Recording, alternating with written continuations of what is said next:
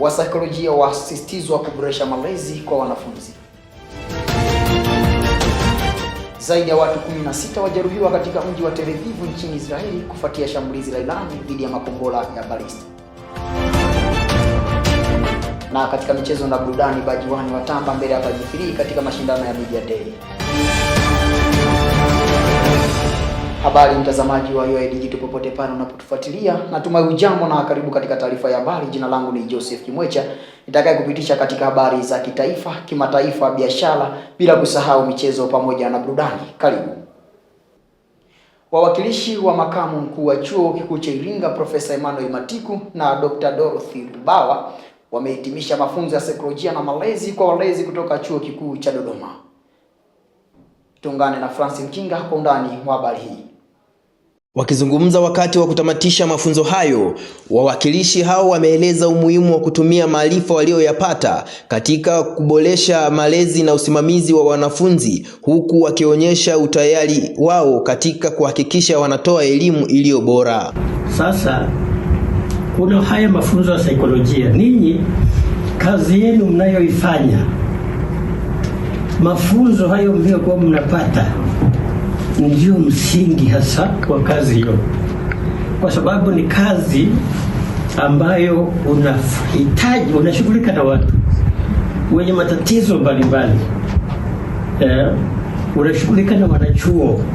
Upande wao, walezi wa wanafunzi kutoka chuo kikuu cha Dodoma, yani UDOM, ambao ni wanufaika wa mafunzo hayo, wameishukuru taasisi ya chuo kikuu cha Iringa. Kwa kweli nilivyowaona, wanajua kazi yao,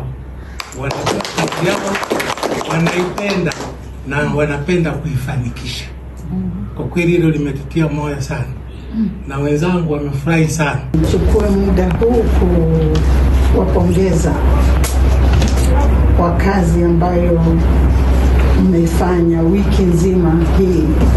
Ni mafunzo mbalimbali yaliyotolewa kati ya wahadhiri pamoja na walezi wa wanafunzi kutoka vyuo mbalimbali yaliyofanyika katika ukumbi wa maktaba chuo kikuu cha Iringa.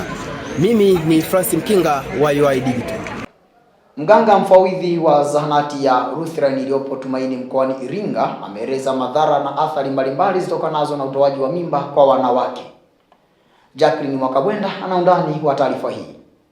Mganga mfawidhi katika zahanati ya Lutheran Iringa, Dr. Noel Kivamba, ameeleza kuhusiana na athari za utoaji mimba kwa wanawake. Inapelekea kupata maambukizi kwenye mfumo wa damu, lakini pia jambo lingine inapelekea kupoteza kiwango kikubwa sana cha damu au kitaalamu tunaita hemorrhage, ambapo watu wengi wanakuwa wakipata hiyo inaweza kuwapelekea matatizo zaidi.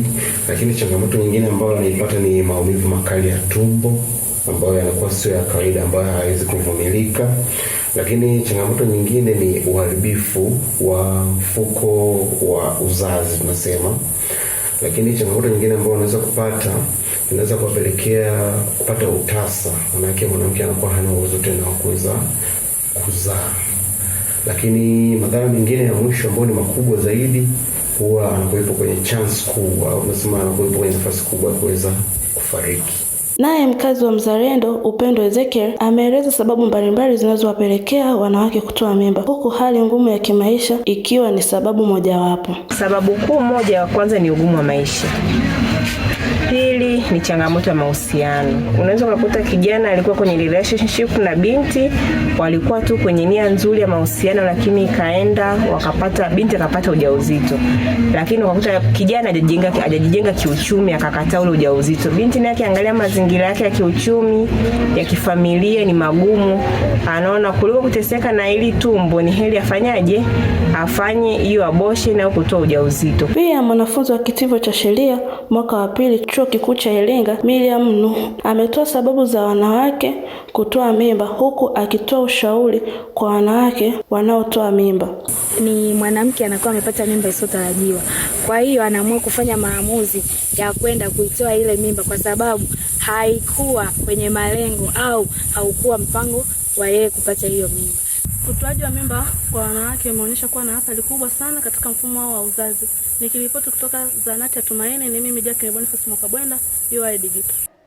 Taarifa yake Jacqueline Mwakabwenda inatukamilishia habari za kitaifa kwa siku ya leo. Tupate mapumziko mafupi, tukirejea ni wasaa wa habari za kimataifa zitakazosomwa kwako na Grace Matiku.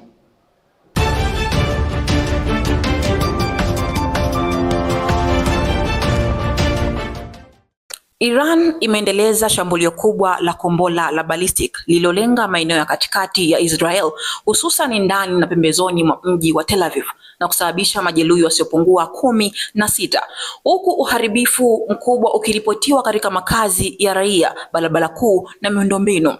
Kwa mujibu wa huduma za dharura za Israel, kombora hilo lililokuwa na kichwa aina ya cluster ambacho hutawanya vilipuzi vidogo angani kabla ya kudondoka na kulipua katika maeneo tofauti kwa wakati mmoja. Mbinu hii huongeza ukubwa wa eneo la athari na kuifanya iwe vigumu kwa mifumo ya ulinzi kuzuia kila kipande cha shambulio. Hali hiyo inasababisha hatari kubwa kwa raia walioko ardhini. Mashambulizi hayo yaliyotokea baada ya ving'ola vya tahadhari kulia katika maeneo mengi ya Israel, ambapo wakazi walilazimika kukimbia haraka kwenye maeneo ya kujikinga. Hata hivyo, kutokana na asili ya sala iliyotumika, baadhi ya vilipuzi vidogo vilidondoka katika maeneo ya wazi yenye watu wengi kabla ya watu kufanikiwa kujificha, jambo ambalo lilisababisha idadi ya majeruhi kuongezeka. Na mashuhuda waliokuwepo katika maeneo yaliyoathirika wamesema walisikia mlipuko mkubwa wa kwanza angani kisha kufuatia milipuko midogo ardhini. Asante sana Grace Matiku kwa habari hiyo. Mtazamaji, hii ni taarifa ya habari kutoka hapa UoI Digital. Tuungane na Jacqueline Mwakabwenda kwa habari za biashara na uchumi.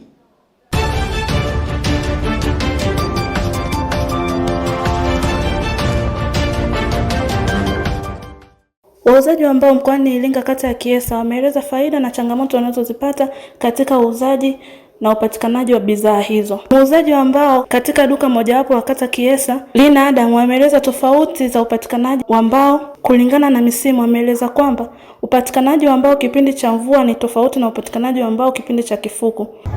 Toka mwezi wa kwanza mpaka saa hizi mvua zinanyesha, sehemu nyingine huwezi kuingia kwa sababu kuna wengine wameenda toka mwezi wa kwanza mpaka leo hawajatoka na gari yamekwama na hakutokeki. Kwa hiyo ukiomba gari labda unaenda mnaomba nipeleke sehemu fulani nikachukue mzigo, na kwamba mimi siwezi kwenda, labda niende sehemu nyingine ambapo kuna ingine. Unakuta sehemu zile watu wanaenda kutana kwa oda na kwamba hizo mbao za mtu fulani alishatoaga hela, sisi za mtu fulani alishatoaga hela. Kwa hiyo unakuta upatikanaji wa mizigo unakuwa ni nini? Mdogo. Pia amewasa vijana kuacha kukaa mtaani na kujitokeza kufanya kazi kama ubebaji mbao na kuweza kuingiza kipato chao. Ndio waache kuzurura, waache kufanya kazi nzima, mmoja afanye kazi kama wanaofanya wenzao. Naye muuzaji msaidizi Volai Tilenus ameeleza changamoto wanazozipata katika upatikanaji wa mbao kipindi cha kiangazi, ikiwemo miundombinu ya barabara wanakoenda kuchukulia mbao ni si rafiki. Na sana ni kipindi cha kifuku kulingana na miundombinu ya barabara huko ambako tunapata mbao wilaya ya Mfindi huko Njombe. Miundombinu ya barabara haijakaa sawa sana, ndio hapo inatusababishia changamoto msimu wa kifuku. Ukienda kupata mbao labda magari yanakwama, unatumia muda mwingi kwa ajili ya changamoto za barabara. Aidha, mafundi wa samani mbalimbali wameeleza katika upatikanaji wa mbao na bei zake. Hadi hapa gharama hizo, na sisi kama mafundi tunahitaji kupata faida. Kwa lazima sisi tuongeze bei kidogo kwa wateja wetu ili ndio na sisi tupate faida. Mbao zina umuhimu katika utengenezaji wa samani mbalimbali, pia katika ujenzi kulingana na upatikanaji wa mbao hizo. Nikiripoti kutoka Kiesa, Iringa, ni mimi Jacqueline Mwakabwenda, UoI.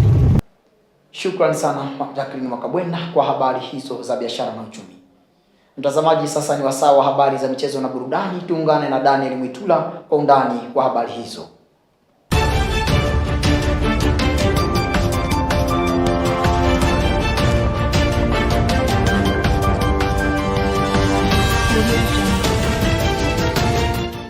Timu ya shahada ya uandishi wa habari mwaka wa kwanza imefanikiwa kuibuka na ushindi wa goli 1-0 dhidi ya timu ya shahada ya uandishi wa habari mwaka wa tatu katika michuano inayoendelea kuelekea kilele cha Media Day. Akizungumza baada ya mechi kutamatika, kocha wa shahada ya uandishi wa habari mwaka wa kwanza sababu zilizopelekea wao kupata ushindi huo, huku nahodha akielezea mbinu walizotumia katika kuhakikisha wanapata ushindi, ikiwemo kutumia vizuri udhaifu waliouona kwa wapinzani wao.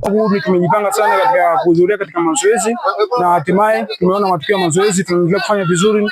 Mechi ya kwanza tulipata ushindi na mechi ya pili pia tumepata ushindi na tunaamini kwamba tutachukua kombe pia. Tumesana wanacheza kama teamwork, kila mmoja anacheza kwa mujibu wa nafasi yake, lakini pia wanacheza kwa kusaidiana majukumu. Yaani mpinzani wetu ana wachezaji wengi wazuri lakini wengi hawana mazoezi. Sisi hapa tumeanza mazoezi muda mrefu sana, yani mazoezi as a team. Ndio maana kuna muda unaona zinapigwa 2-3, kuna muda wachezaji walikuwa wanatoka mchezoni tunarudishana kwenye mchezo, yani tunaambiana vile ambavyo tulikuwa tunaambiana mazoezini.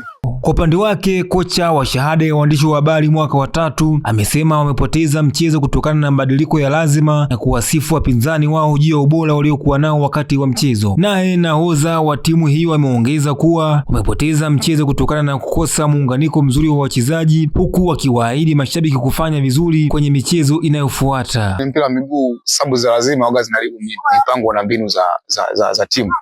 Ukiangalia kikosi changu kuna wachezaji ambao waliumia dakika za mwanzoni kabisa. Kwa sababu ya lazima inabidi acheze mchezaji ambaye sio nafasi yake. Kwa hiyo ile inaribu mtiririko mzima, na kama wapinzani wakaweza kuifanyia homework ile mistake ambayo timu imeifanya au sababu ambayo imeifanya isipoweza kuziba pengo la yule mtoa, ndio changamoto inakuja kama hivyo, tukaweza kukosidi goli na matokeo kupeleka hapa tulipofika.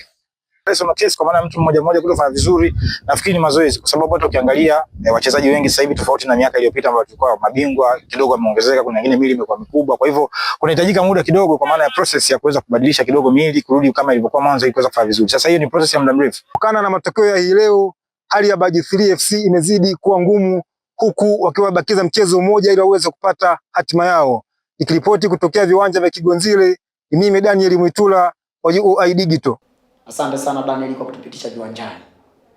Na mtazamaji, kabla ya kufikia tamati, tujifunze kidogo lugha ya Kiswahili kwa msamiati wa leo kutoka kwake Glory Mbazu.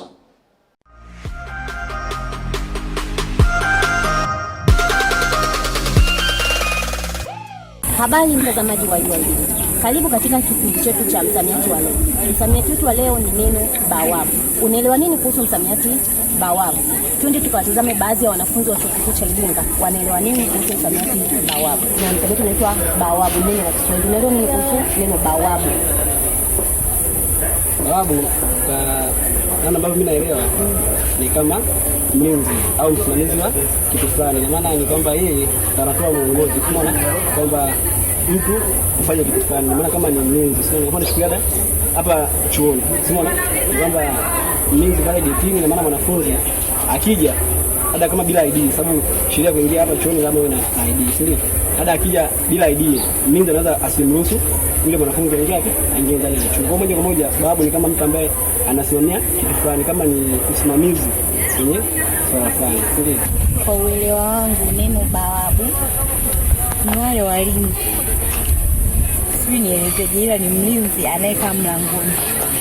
Natunga sentensi kwa kutumia neno bawabu. So sentensi yangu ni bawabu aliwazuia watoto kucheza nje ya nyumba yao. Na hao ni baadhi ya wanafunzi wa chuo kikuu cha Iringa wakijaribu kutoa maana halisi ya msamiati bawabu. Na maana halisi ya msamiati bawabu ni mtu aliyeajiliwa mlangoni kwa ajili ya kuzuia na kuruhusu watu kuingia ndani. Nikuache na sentensi isemayo, bawabu amewazuia wanafunzi wasio na vitambulisho kuingia ndani ya chuo. Langu jina ni Glory Mbazu, UoI Digital, habarika kidigitali. Asante sana Glory Mbazu kwa kutufundisha kidogo lugha ya Kiswahili kwa msamiati murwa kabisa. Na mtazamaji, hii ndio maana halisi ya msamiati bawabu. Nami na kuacha na sentensi isemayo, Anko Bashiru ni bawabu wa chuo kikuu cha Iringa. Mtazamaji, na huu ndio mwisho wa taarifa habari kutoka hapa UoI Digital. Nikushukuru kwa kuwa nasi kuanzia mwanzo hadi mwisho, na kwa niaba ya wote waliofanikisha matangazo haya ulikuwa nami Joseph Kimwecha. Asante na kwaheri.